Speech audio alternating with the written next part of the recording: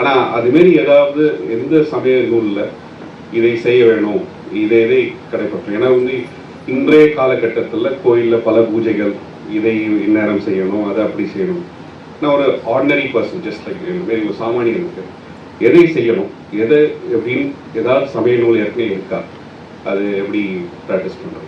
அதாவது ஒரு சிவனடியார் ஆதல் அப்படிங்கிற முறையில் ஒரு சிவபெருமானுக்கு ஆளாதல் என்பதுக்கு நம்ம என்ன பண்ணணும் அப்படின்னு ஐயாவுடைய வினா. சரிங்களா ஐயா? இன்னைக்கு நிலையில் ஒரு சிவனடியார் ஆவதற்கு நம்ம என்ன பண்ணலாம் அப்படின்னா, திருநாவுக்கரசர் ஒரு பாட்டில் குறித்திருக்கிறாரு. அவர் 5 சொல்லியிருக்கிறாருங்க. முடிஞ்சால் 5 செய்யுங்க, இல்லைன்னா 5ல் 1 செய்யுங்க. சரிங்களா?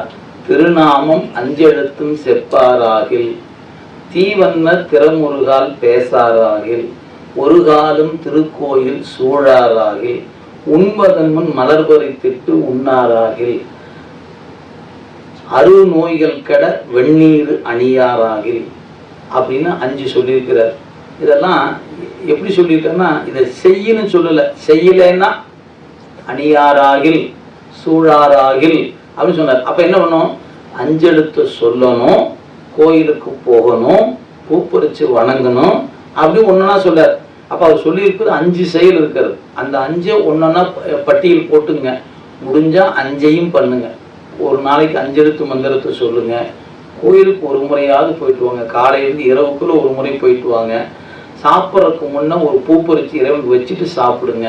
முடிஞ்சால் இன்னைக்கு யாராவது ஒருத்தர்கிட்ட இறைவனை பற்றி பேசணும். இதாங்க அந்த பாட்டில் சொல்லப்பட்டது. திருநீர் பூசம், இந்த 5 தான் மொத்த வேலையே. திருநாமம் 5 எழுத்தும் செப்பாராகில் செப்பனும். அதுக்கப்புறம் அந்த திருக்கோயில் சூழ்தல் வேண்டும். அப்படியே 5 அந்த திருநாவுக்கரசர் தேரம் 6ஆம் திருமுறை திருத்தாண்டகம், அது குறித்து வச்சுக்கோங்க. அதில் 5 இருக்குது. 5ல் 5ஐயும் செய்தால் மிக்க மகிழ்ச்சி. இல்லைன்னா 1ஆவது செய்தோம்னா அந்த 1 ஏனைய 4ஐயும் கொண்டு வந்து கூட்டி விடும். அது ரொம்ப எளிமை. இறைவன் அருள் பெறுவதற்கு அதுதான் வழி. செத்து செத்து பிறக்கிற சுழற்சியிலிருந்து விடுபடுவதற்கான வழியாக திருநாவுக்கரசர் நமக்கு அறிவுறுத்துகிறார். எனவே அரு நோய்கள் கெட வெந்நீர் அணியாராகில், அடியற்றார் பிறந்தவாறு ஏதோ எண்ணில் பெரு நோய்கள் மிக நலிய, செத்தும் பிறந்தும் செத்தும் பிறப்பதற்கு தொழிலாகி இறக்கின்றார். இப்படி இந்த சுழற்சியில சிக்காம தப்பிக்கிற வாய்ப்பு இந்த 5 செஞ்சோம்னா உண்டு. 5ல் 1 தொட்டோம்னா ஏனைய 4ம் நமக்கு கூடி வரும்.